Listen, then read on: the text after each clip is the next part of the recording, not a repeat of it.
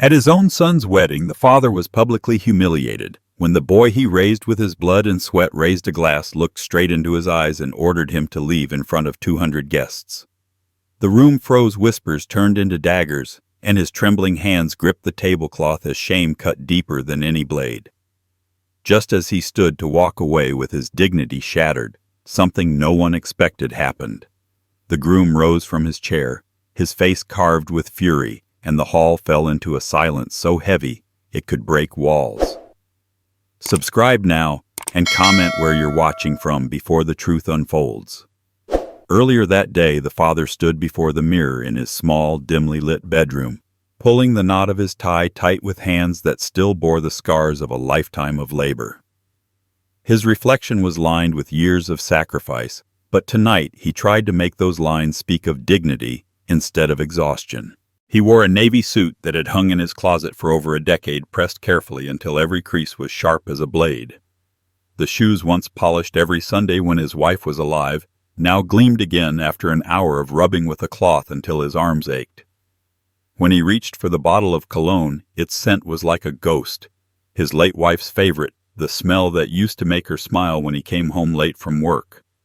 He let it rest on his skin like a memory and told himself that tonight his son would look at him and finally see more than an old man. He would see his father. The house was quiet, too quiet. The silence pressed in on him like an accusation. The photographs on the wall were the only witnesses: a boy with missing front teeth clutching a baseball glove, a teenager in a graduation gown, a young man smiling beside his bride-to-be. Each frame told a story of devotion and cost, yet none of them showed the man who had given everything behind the camera. He brushed his thinning hair back, straightened his posture, and whispered into the emptiness, "Tonight he'll notice me." On the worn dresser, wrapped in plain paper, sat the gift he had nearly bankrupted himself to buy. A silver pocket watch engraved with the initials of his son, a piece chosen to last for generations, bought with money scraped together from months of skipped meals and long nights working security shifts. Every tick of that watch he thought would remind his son that time was not endless, that a father's time was worth more than anyone ever admits. He rehearsed the words he planned to say, simple words, steady words. "I'm proud of you." He wanted them to sound strong, not desperate, though in his chest they ached with both pride and a plea for recognition. He imagined the moment, his son pausing, smiling, maybe even hugging him before the crowd. It wasn't much, but it was everything. As the hour grew near, the father walked through each room of the house, switching off lights one by one, the way his wife used to before they went anywhere important. He paused at her chair by the window, touching the armrest lightly as if her hand were still there. The smell of the cologne lingered in the air, mixing with the faint scent of old wood and dust. For a moment he wondered if she would be proud of him for trying, for not giving up on their son even after so much distance had grown between them. When the cab pulled up outside, the sound of the horn echoed down the quiet street. He stepped into the night air, cool and sharp, carrying the gift under his arm. The driver barely glanced at him, but he sat tall in the back seat, rehearsing his smile in the reflection of the glass. Streetlights streaked past, blurring into lines of gold and white, and every mile carried him closer to the moment he had dreamed of for years. The church loomed ahead, lit like a palace, every window spilling warm light into the evening. His heart quickened at the sight of the guests gathering at the steps, laughter and music drifting on the breeze. He stepped out of the cab, straightened his jacket, and clutched the gift tighter. This was the day he had waited for, the day his son would finally honor the years he had carried the weight alone. Inside, the scent of flowers filled the air, roses and lilies arranged in tall vases that lined the aisles. The father walked slowly, soaking in the details, each one a reminder of the money he had contributed without hesitation. His chest swelled with pride even as a nervous edge gnawed at him. He approached the front rows, the place where family belonged, and paused. The usher glanced at him, then frowned, flipping through a list on a clipboard. When the words came, "Sir, your seat is in the 5th row," they sliced through him like ice. For a second he didn't move. The idea that his place after everything was not among the honored but pushed back among strangers felt like betrayal. But he forced a smile, nodded politely, and walked to his assigned spot. His shoes tapped softly against the polished floor, each step carrying the weight of pride fighting against humiliation. He sat the gift balanced carefully on his knees and lifted his eyes to the front. When the music began and his son appeared at the altar, the father's chest tightened. Then came the bride, radiant and glowing, walking down the aisle like a vision.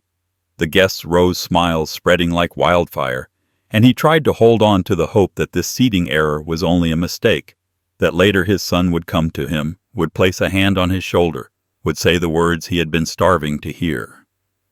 The ceremony unfolded in golden light, vows exchanged, promises spoken.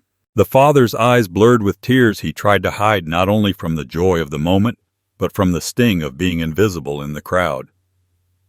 He clapped with everyone else, but the sound of his own applause felt hollow. When the couple kissed, the hall erupted with cheers, and he whispered under his breath, "That's my boy." At the reception, the wound deepened. His seat was pushed to the far back near the clatter of dishes and the smell of overcooked chicken. From there he watched the head table sparkle with laughter, his son raising glasses with strangers who had entered his life long after the sacrifices were made. Every time the bride's mother leaned in to kiss his son's cheek, a quiet ache tore through him. That was supposed to be his place, the place of love, respect, honor. He tried to distract himself with the gift, running his fingers over the wrapping, imagining the moment he would hand it over. He pictured Ryan's face softening, the gratitude finally spilling out the hug that would erase years of silence. But as the hours passed, no one came to his table. His son didn't glance his way. He sat there like a shadow, while the celebration roared on. The father's heart carried both hope and despair as the evening pushed forward. Every toast from the other side of the hall was a blade twisting deeper. He held his breath, waiting for his son to stand to call his name, to give him even one word of thanks. The candles flickered on the tables, casting shadows across his weary face, and he thought to himself, if not tonight, then never. But what came next would strip away every fragile thread of hope he had clung to and reveal the truth about family in front of every guest watching. And when the silence fell, it would be a silence no one in that hall would ever forget. As he tightened the knot of his tie, his reflection blurred with memories that surged, uninvited memories that carried the weight of decades. The father's hands paused midair, rough and veined from years of labor, and he found himself standing not in a quiet room before a mirror, but in the long shadow of the past. He remembered a winter night in a cramped house where the furnace rattled but never truly warmed the rooms. Ryan was just a boy, then shivering under thin blankets, fever burning his skin. The father had sat at his bedside for hours, a damp cloth pressed to his son's forehead, whispering promises that he would get better. He never left that bed, not even when his back ached or when his eyelids begged to close. When dawn finally broke, his son's fever had cooled, and the father had gone straight from that bedside to the factory floor. No rest. No pause, just the endless rhythm of sacrifice. The factory was a place of noise and steel where machines roared and the air smelled of oil and sweat. He had taken double shifts, sometimes triple his body pushed beyond limits, his lungs burning with every breath. The younger men joked that he was made of iron, but he knew the truth. He was made of duty. Every hour he worked was another textbook for Ryan, another step closer to the education he himself had never known. He could still see himself handing over that first tuition check, the ink smudged from the sweat on his fingers. He hadn't even bought himself new boots that year. The soles of his old ones flapped open like tired mouths. But his son walked into a classroom with his head held high. The memories moved forward, pulling him through time. He saw the day he sold his truck, that old Ford that had carried him through countless storms and endless commutes. He had polished it one last time, watching the sunlight glint off the hood before signing the title away. The buyer drove off, dust rising in the air, and the father had stood there with empty hands, telling himself it was worth it.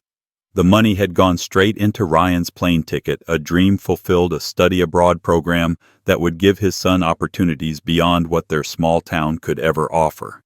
He had watched that plane disappear into the clouds, heart aching with pride and sorrow, all at once, whispering a prayer that Ryan would remember who had made it possible. There were darker memories, too, moments he rarely allowed himself to revisit. The day his wife was buried, and Ryan clung to him with small arms too young to understand the permanence of death. He had held his boy close, vowing silently that he would be both father and mother, protector and provider. Every sleepless night after that was built on that vow. He packed lunches, sewed buttons back onto shirts with clumsy fingers, sat through school plays with a smile that hid the exhaustion gnawing at his bones. He never once let Ryan see him break. Years later, when Ryan's teenage defiance erupted when harsh words flew like knives, the father had bitten his tongue until it bled. He let the insults roll over him because he believed they were temporary storms, that deep down his son still carried the gratitude of a child who once clutched his hand in fear of the dark. He had told himself again and again that all the anger would fade when his son saw the truth of what had been given to him. As he adjusted his tie, the father's mind drifted to the countless birthdays spent working overtime so Ryan could unwrap gifts that stretched beyond their means.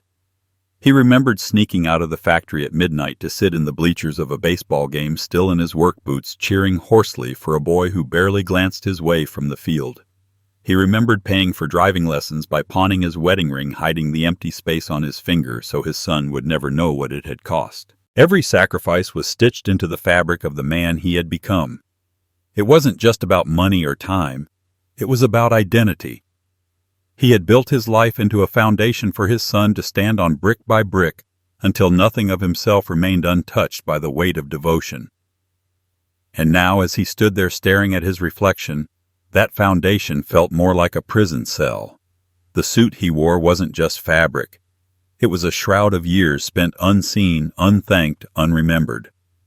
He forced a slow breath and lifted his chin, pushing the bitterness down, telling himself this night would be different. This night his son would stand tall at the altar and in front of everyone acknowledge the sacrifices that had built this moment. Perhaps just a nod, perhaps just a word, but something to tell the father that he had not given his life in vain.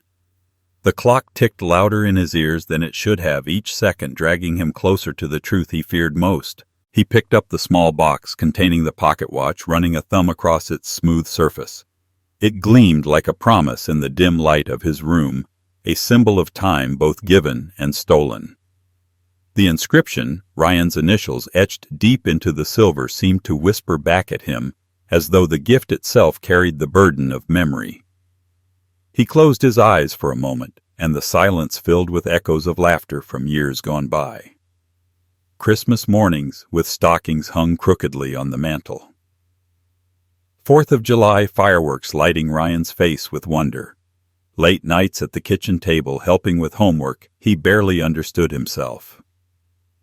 Each memory was a blade twisted gently, reminding him of how much had been poured into shaping the man his son had become. And yet beneath the pride there lingered a sharp edge of fear. What if the sacrifices had been forgotten?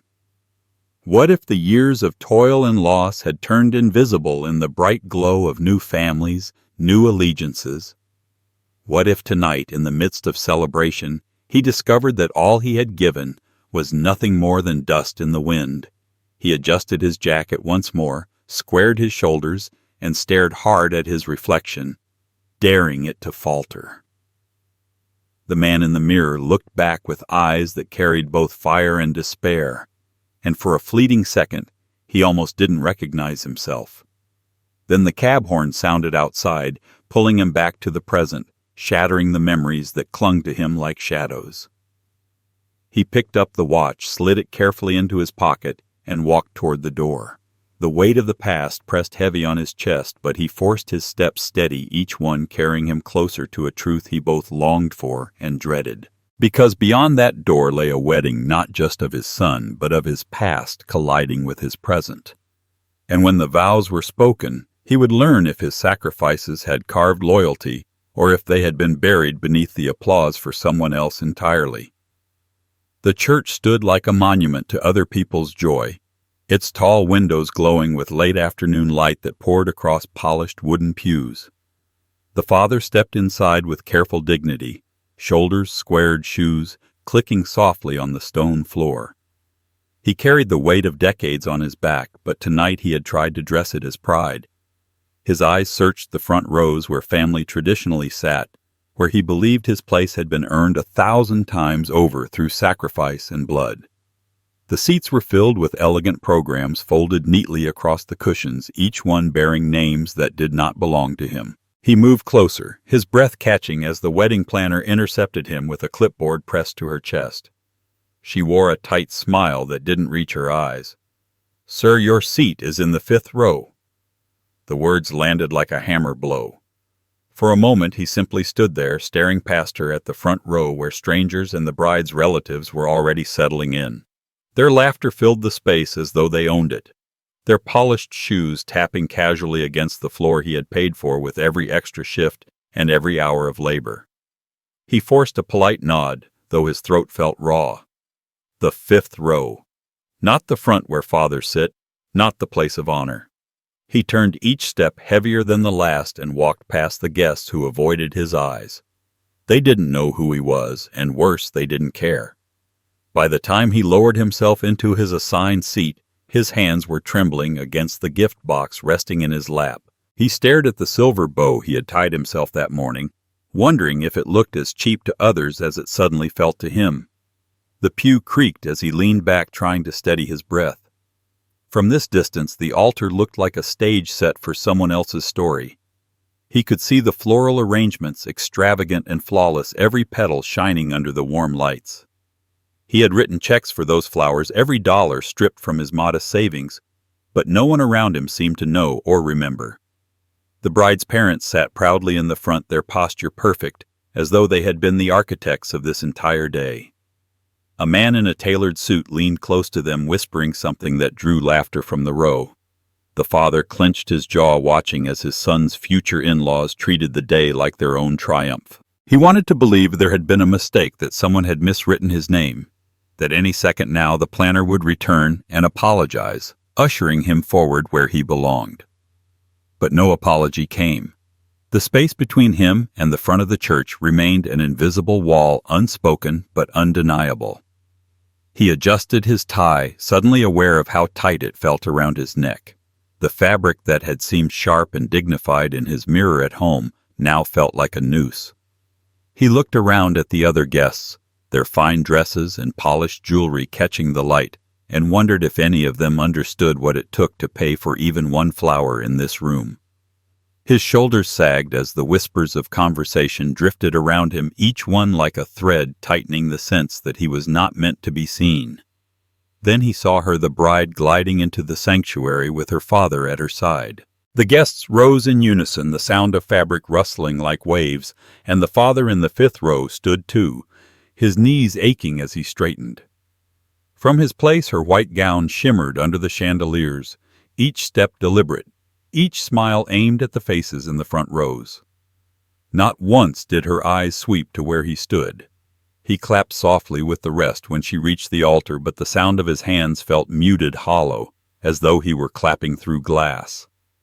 As the ceremony began, he sat rigid in the pew, staring past the heads of strangers between him and his son. He strained to catch every word, every vow, but the voices blurred, muffled by distance and humiliation. He wanted to hear pride in his son's tone, wanted to hear gratitude, but from where he sat, the words were carried away before they reached him. Each time the bride's father laughed or wiped a tear, his chest tightened further. That was supposed to be him. When the organ played and the newlyweds turned to face the crowd, the room erupted with applause. He clapped again, his palms stinging from the force, but Ryan's eyes never found him. They swept across the front rows, lingered on the bride's family, and moved on without hesitation. In that moment, the father in the 5th row understood something painful and sharp. He was not invisible by accident. He had been placed there deliberately. The recessional began, guests rising to follow the couple, chatter filling the aisles. He stayed seated for a long moment, his body frozen. People brushed past him, perfumed air trailing behind, not a single person stopping to ask his name. He stared at the floor, at the cracks in the polished tile, until the room emptied enough for him to stand. He gathered the gift, holding it tight, and walked slowly toward the exit. Outside, the air was cool, but it did nothing to wash away the sting that clung to him. He stepped onto the church steps, blending with the crowd as photographs were arranged and laughter filled the space. He hung back, standing alone near a pillar, watching as his son posed with the bride's parents in picture after picture, their smiles wide and rehearsed. No one waved him over. No one asked him to join. The camera flashed, capturing moments that excluded him entirely, and he realized with brutal clarity that the fifth row had been no mistake. It was a message plain and deliberate. His son's life had room for new family, new bonds, but not for the man who had built it all from nothing.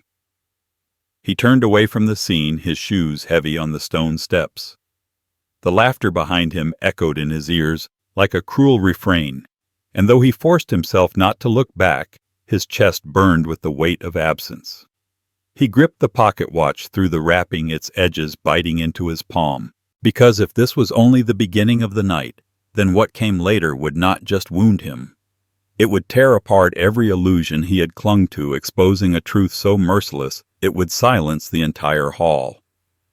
The reception hall shimmered with chandeliers and laughter, but for him it might as well have been another world entirely. The father entered with quiet steps, clutching the gift still tucked under his arm, and scanned the room for his place. Round tables gleamed with silver cutlery and crystal glasses, centerpieces blooming with roses and lilies that perfumed the air. At the head of the hall, a long table had been arranged like a throne for the couple and their closest family. He expected, hoped that his name would be there, carved into a place where he belonged.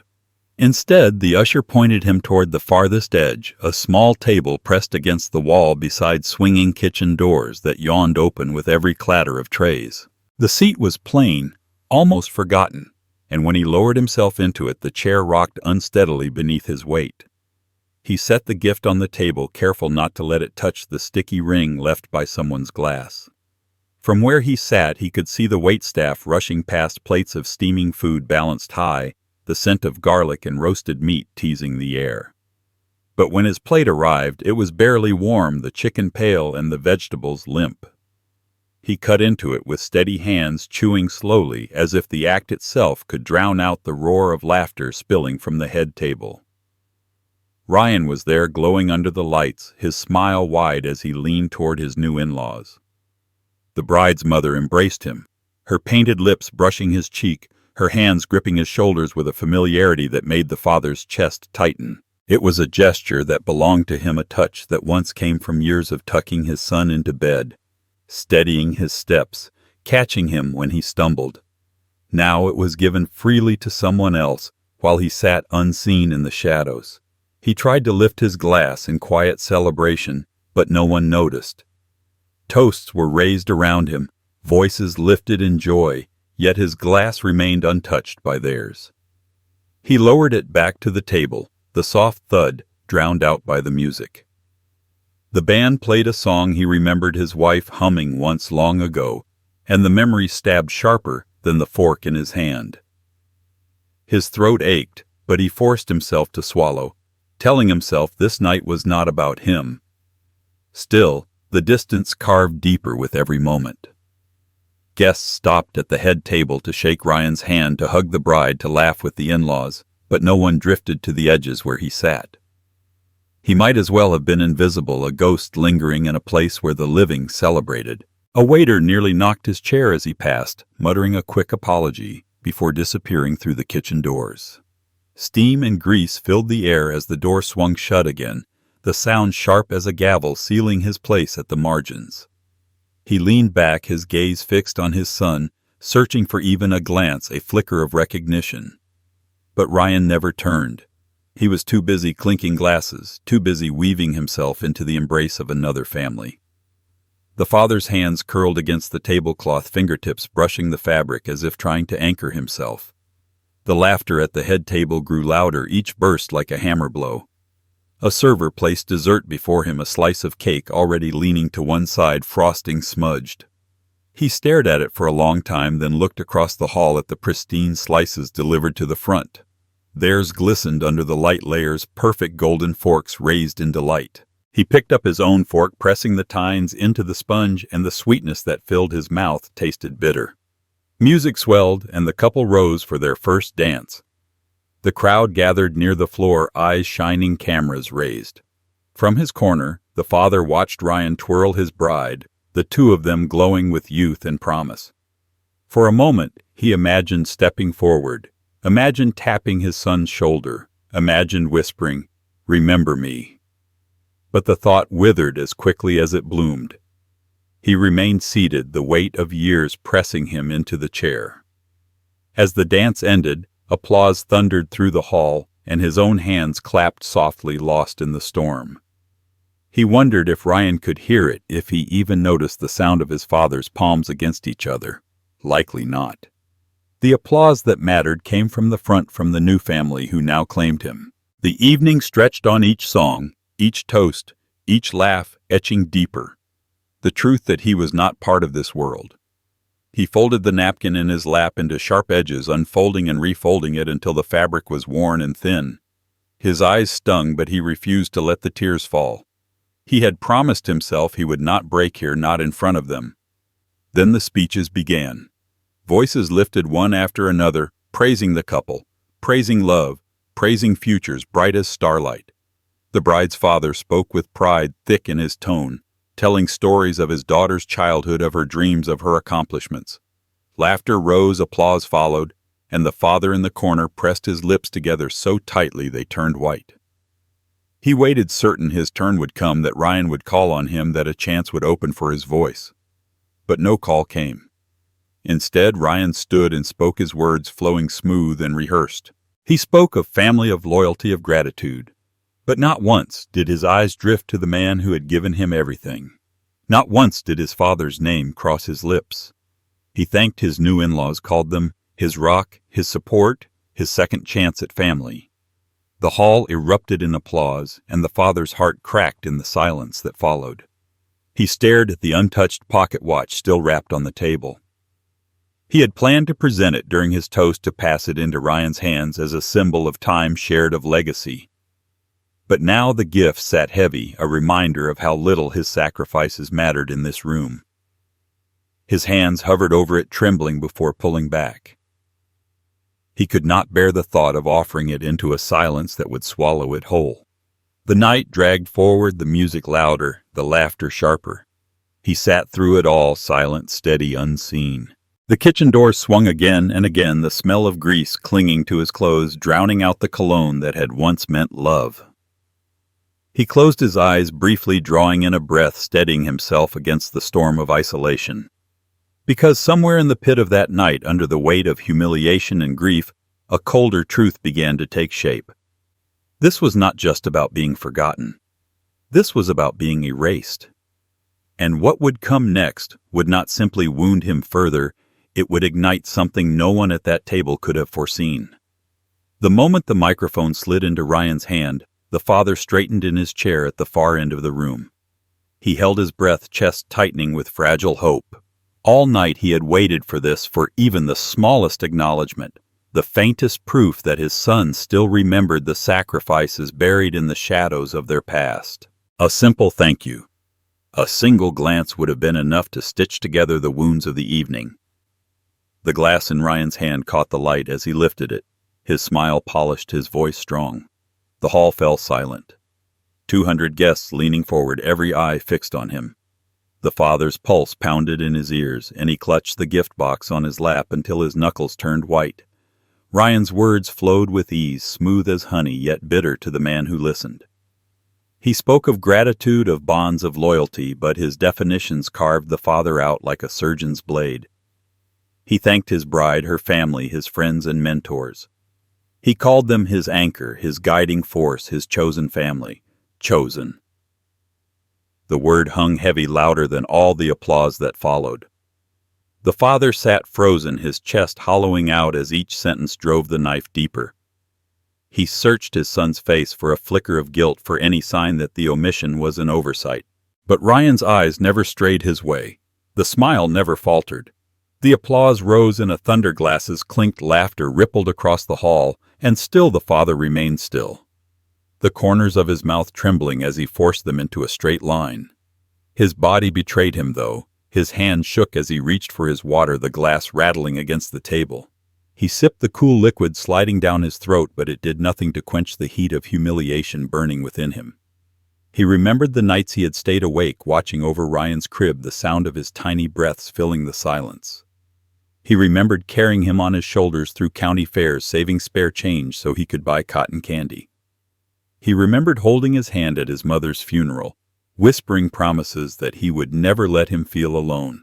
Every one of those memories came crashing back, colliding with the reality before him. His son had erased it all with a single speech. The father scanned the faces around him.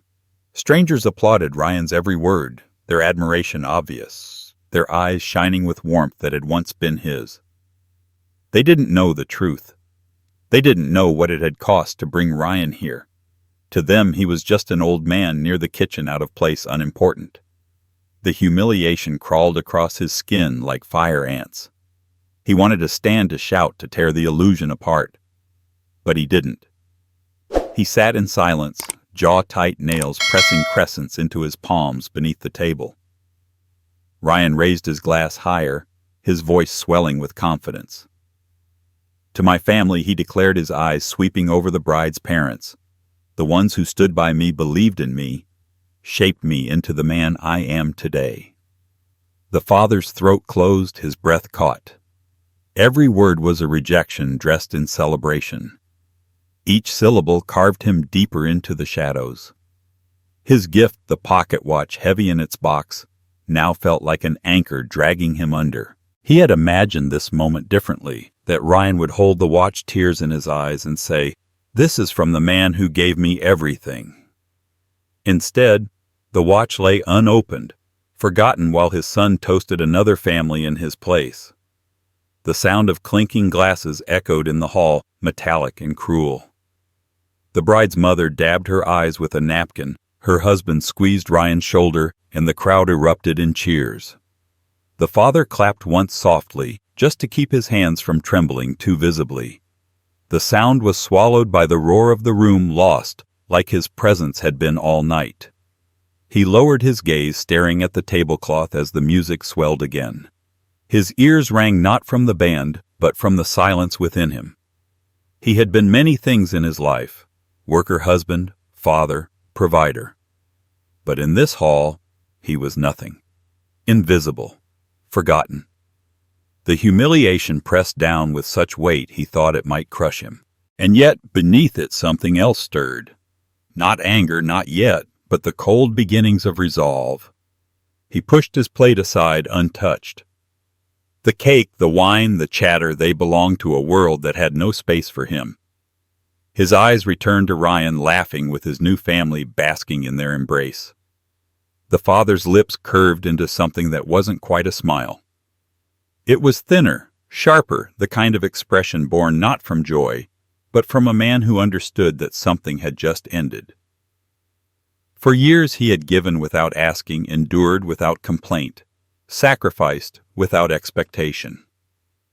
Tonight that ended. Tonight he had been told in front of 200 witnesses that he was no longer a father, no longer family. Tonight his son had severed the bond with his own hand. The father leaned back in his chair, the shadows of the hall swallowing him whole.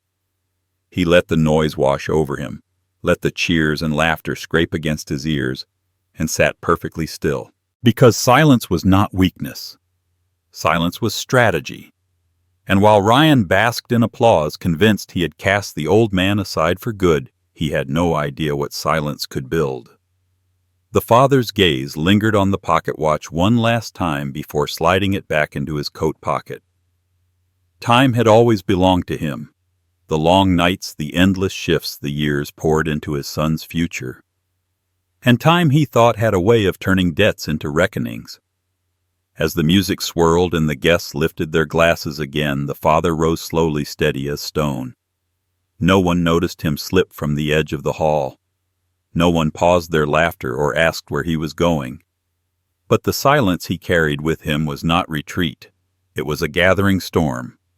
And when the next toast came, it would not be raised to Ryan's chosen family. It would be raised in shock, in awe, in the kind of silence that falls when truth detonates in the center of a crowded room. The moment hung in the air like a blade suspended above his throat. Ryan's glass was still raised, the smile on his face sharp as glass when the words dropped into the silence. "Dad, you can leave."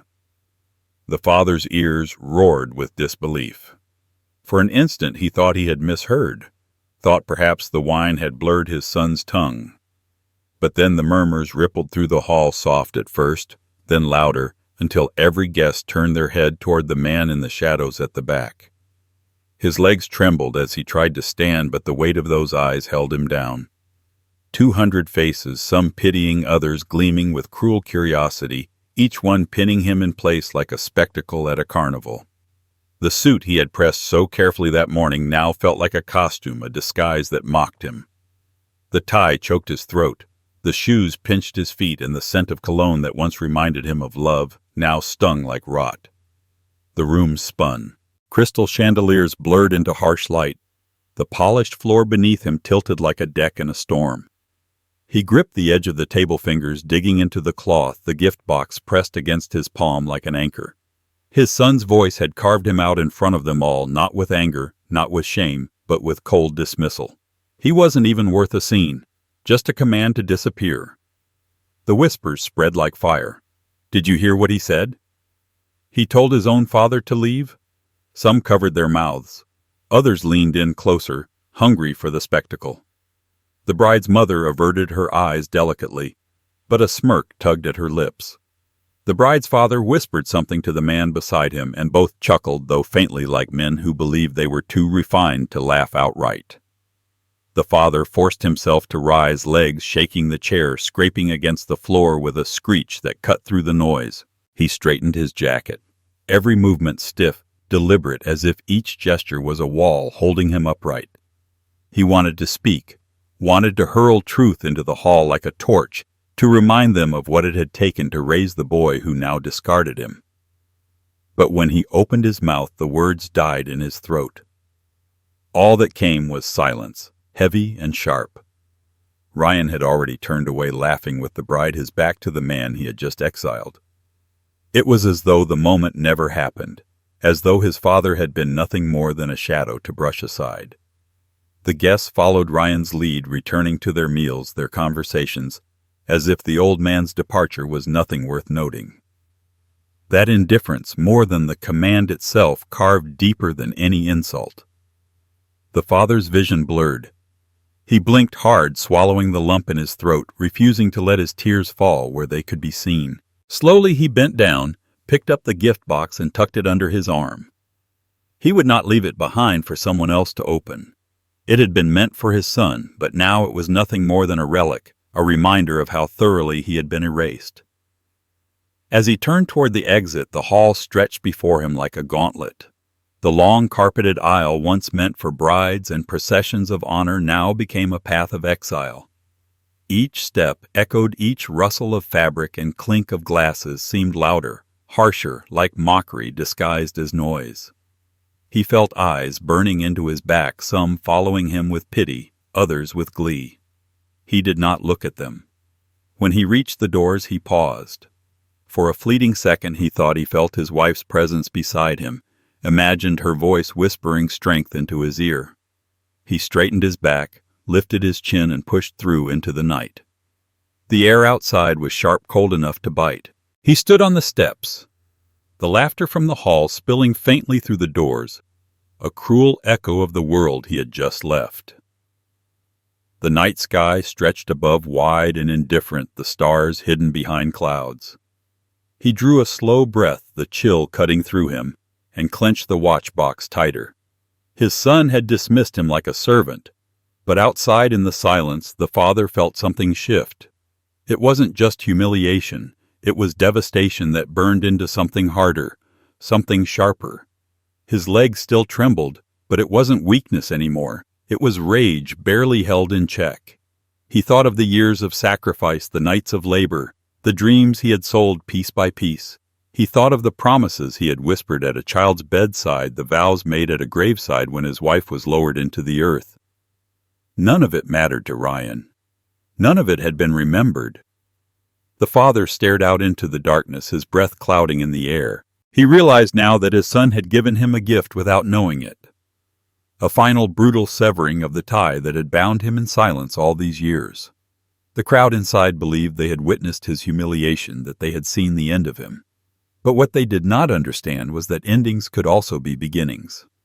He descended the steps slowly, each footfall striking the stone like a drum beat. Behind him the hall erupted in another wave of laughter muffled by the closed doors.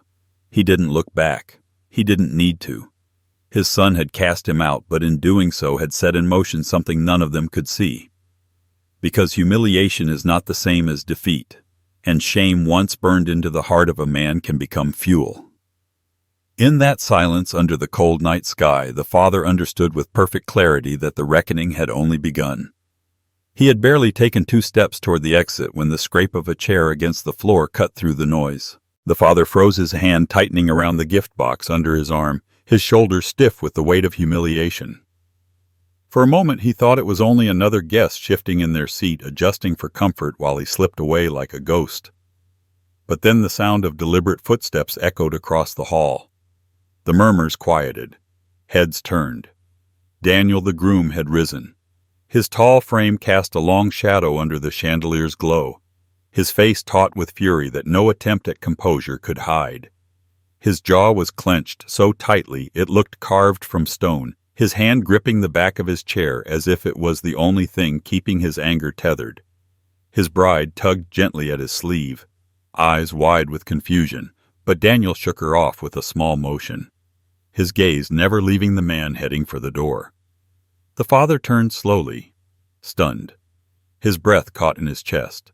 For a fleeting instant he wondered if this too was part of his punishment, if the groom meant to escort him out and make his humiliation complete. But Daniel stepped forward, his footsteps striking the polished floor like a drumbeat, each one pulling the crowd further into silence. He reached the microphone at the head table and wrapped his fingers around it with a grip so fierce that the sound system popped. His voice came low, at first tight with barely restrained rage. "Before this man leaves," he said, every syllable measured, every word a blade, "everyone needs to know the truth." The room held its breath. Wine glasses hovered mid-air, forks stilled above plates. Whispers died before they could form. 200 guests froze in their seats, eyes darting between the groom and the old man by the doors. The bride's parents shifted uncomfortably, exchanging glances that flickered with unease. Ryan forced a laugh, but it rang hollow, brittle against the silence. "Daniel." This isn't the time he began, but Daniel cut him off with a single glance, sharp and merciless. The weight of it silenced even Ryan, his lips pressing together, his confidence cracking for the first time that night. The father's pulse hammered in his ears, his legs still trembling from the command to leave, but now something else rooted him to the floor. Suspense, confusion, a fragile hope he dared not name. His eyes locked on the groom, searching for meaning in the fire blazing there. Daniel lifted his chin, scanning the room, his voice rising with sudden strength. "You all sit here toasting, laughing, praising a man who would dare to turn his back on his own blood. But you don't know how he got here. You don't know what was paid for him to stand in this hall tonight." Gasps rippled through the crowd. The bride's hand fluttered nervously at her side, her cheeks pale. The father's grip on the gift box slackened as Daniel's words cut through the air like lightning. He didn't know what the groom intended to reveal, but the intensity in his tone was undeniable. It wasn't performance. It was fury. Ryan shifted in his seat, his smile breaking, a bead of sweat glistening at his temple. "Daniel, enough," he snapped, louder this time, but his voice cracked on the last word. He rose halfway from his chair, desperate to seize control. But the groom stood taller, commanding the stage with a presence that dwarfed him. "No," Daniel thundered, slamming his free hand against the table, rattling glasses, jolting the guests. "Not enough. Not when this man," he turned his eyes locking on the father standing by the doors, "is being cast out of the very celebration he built with his sweat, his sacrifice, and his blood." The hall erupted into whispers, sharp as needles, pricking the silence. Heads turned back toward the father, some eyes wide with shock, others narrowing with shame for what they had just witnessed. The father felt the heat rise in his face, every scar of the years laid bare, but for the first time that night he was not invisible. Every gaze was on him. Daniel's voice grew steadier, louder, his fury reshaped into clarity.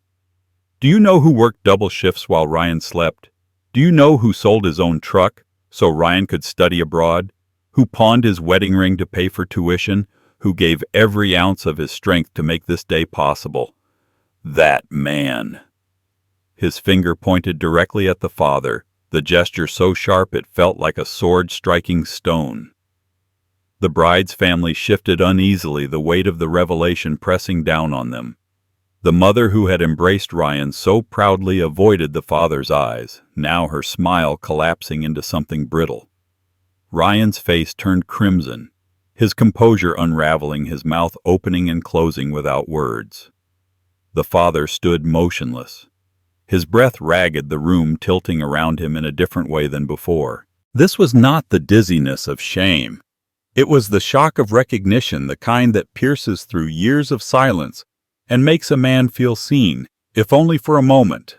He hadn't asked for this. Defense hadn't expected it, but now it pulsed through the air like electricity. Daniel leaned into the microphone, his voice quieter now but carrying to every corner of the hall.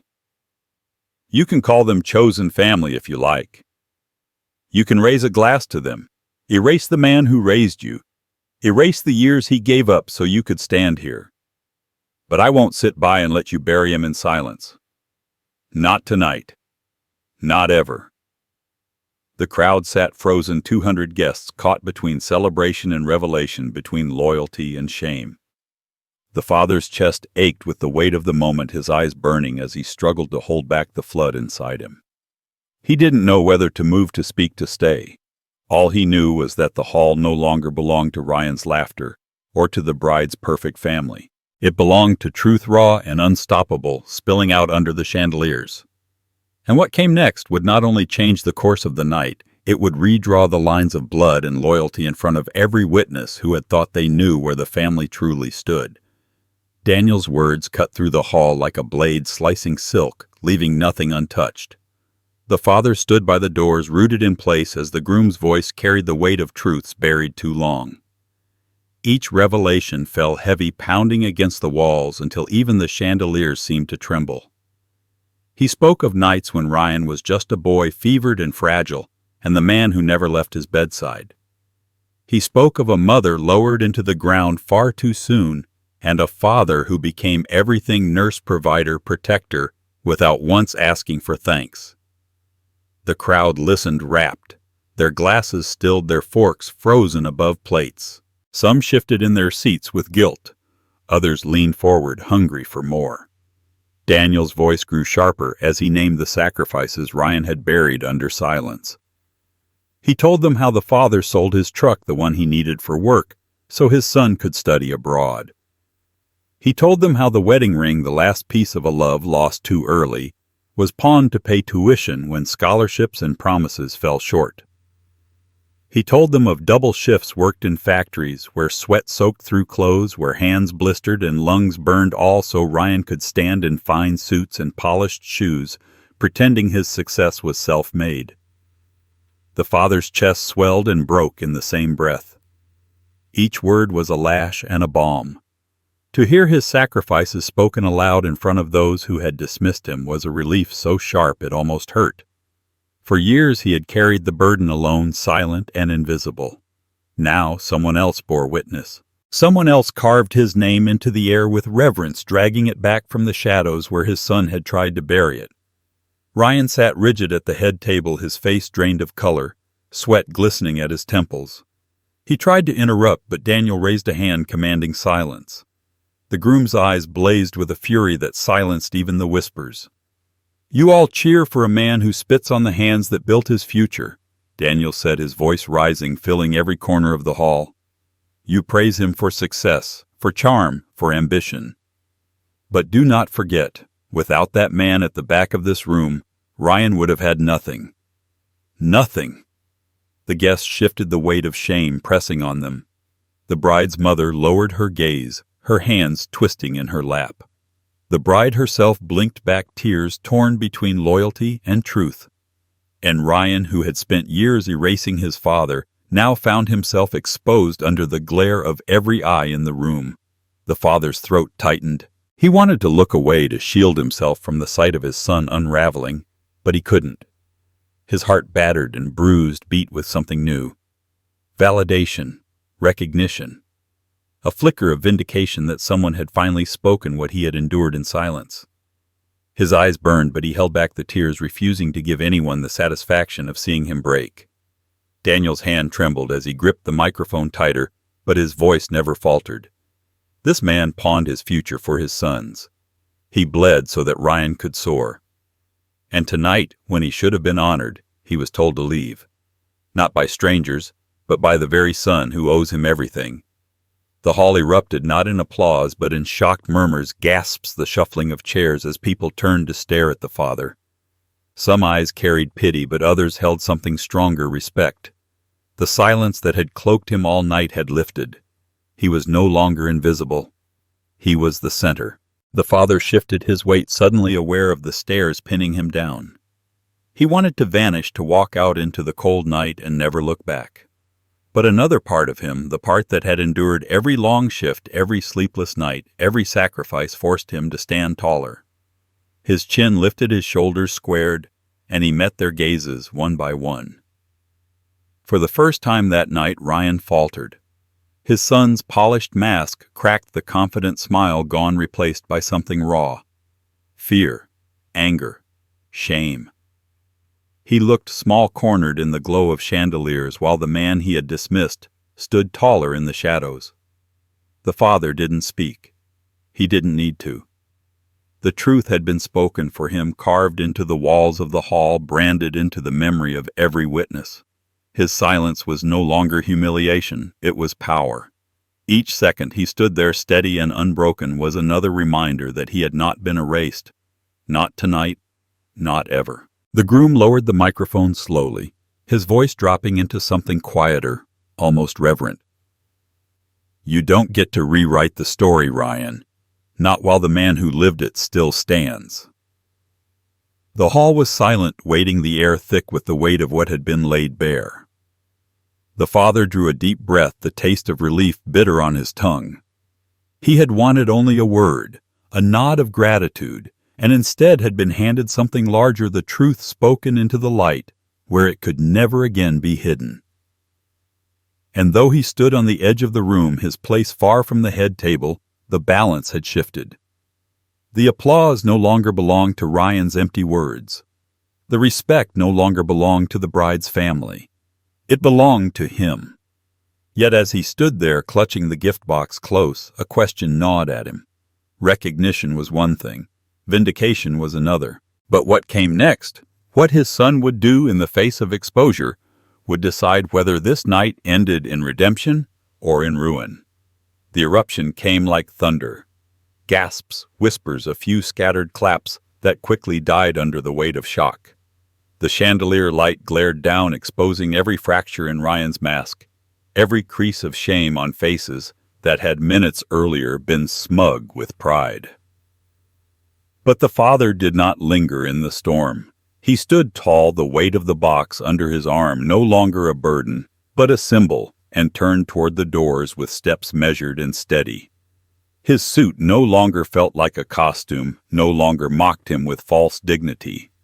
Now it hung on his shoulders like armor. Each stride carried him through the crowd, and the sea of guests parted unconsciously, their eyes wide as if confronted by something they could not name. Some reached out as though to stop him, mouths opening with words they had not spoken all night, respect, apology, admiration, but he moved past them without pause. His silence was louder than any speech, his composure sharper than any outburst. For the first time in years, he was not defined by what he gave away, but by what he still held, his unbroken pride. At the threshold he paused. The laughter that had mocked him, the whispers that had cut like knives, now fell away behind him. He stood framed in the doorway, the warm light of the hall at his back and the cold night stretching before him. His chest rose and fell with a deep breath, one that tasted of release. When he stepped outside, the chill wrapped around him, not as punishment, but as clarity. The air was sharp, clean, mercilessly honest like him. The night was still, the stars faint behind the haze, the street silent except for the faint hum of a car passing in the distance. He walked down the steps slowly, each footfall striking the stone with the certainty of a man who would never again bow his head. For years he had lived, bent under the weight of duty, twisted by silence, diminished by a son who had forgotten the soil he grew from. But tonight something inside had shifted. Tonight he had been seen not in the way he once begged for, but in the way that mattered most. The truth had spoken, and it was his. The gift remained under his arm. The pocket watch no longer felt like a plea for love, but a keepsake of survival. He imagined for a moment giving it not to Ryan but to no one, keeping it as a reminder that time was his to command. He would not waste another hour waiting for a gratitude that would never come. The years ahead, whether many or few, belonged to him now. Behind him the music faltered, the hall unsettled by what had transpired. He did not turn back. Let them stew in the silence Daniel's words had left behind. Let Ryan scramble to rebuild the illusion of charm and control. The father's part in that play was over. He was no longer a prop in his son's performance, no longer a shadow to be hidden in the back rows. He was his own story, his own truth carved sharp and unshakable. He reached the street, the pavement cool underfoot through the thin soles of his shoes. For a moment he stopped, his breath clouding in the air, and looked toward the distance. The city lights flickered faintly, ordinary and indifferent. Yet in their glow he felt something stir possibility. He had been cast out, yes, but not broken. In being rejected he had been freed. The humiliation of the night remained, but it no longer bled. It hardened into resolve. He thought of the long years in factories, the sweat and exhaustion, the quiet mornings when he made Ryan's lunches, the lonely nights after his wife's death when he carried the house on his back. None of that was wasted. None of that was erased. It lived in him unshakable, a monument no one could tear down. He walked further, his stride lengthening, his back straighter than it had been in years. The silence of the street was not empty. It was full of his own presence, full of the strength that had been buried under years of giving. For the first time he felt it rise, a steady current flowing through him. The hall's laughter had once defined him, the rejection carved deep. But out here in the cold honesty of the night he realized the rejection no longer mattered. His son's betrayal no longer owned him. Dignity did. Truth did. He carried both with him, now heavier than any shame, brighter than any applause. The steps behind him faded until there was nothing but the rhythm of his own footsteps. The gift was still clutched under his arm, but it was no longer meant to be given.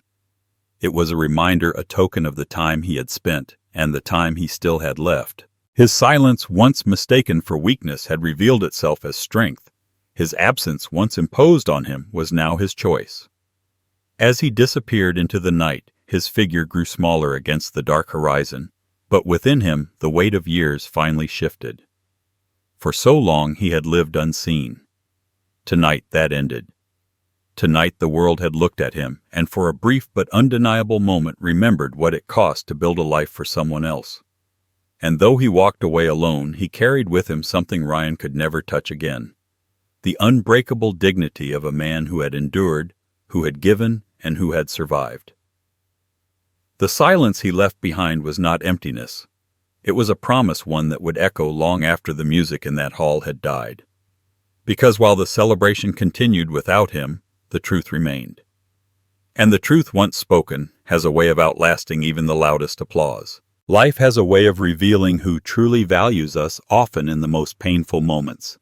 In this story, a father gave his whole life to raising his son, working through exhaustion, selling what he loved, and carrying the burden of both parents after his wife passed. Yet in return he was dismissed and humiliated at the very event where he should have been honored. The lesson is clear: sacrifice does not always guarantee gratitude, and love is not always repaid in kind. But dignity comes from within, not from recognition. As we age, it becomes more important to hold on to our own worth, to understand that our sacrifices, whether acknowledged or not, are part of the legacy we carry with pride. The father's walk out of that hall was not defeat, it was freedom. He chose to leave behind the rejection and embrace the truth that his years of sacrifice had meaning, regardless of his son's denial. For older audiences, this is a reminder that self-respect and resilience can outlast betrayal. Hold your head high because your story is not erased by anyone's ingratitude. Subscribe now and share your thoughts in the comments. Has life ever tested your dignity in this way?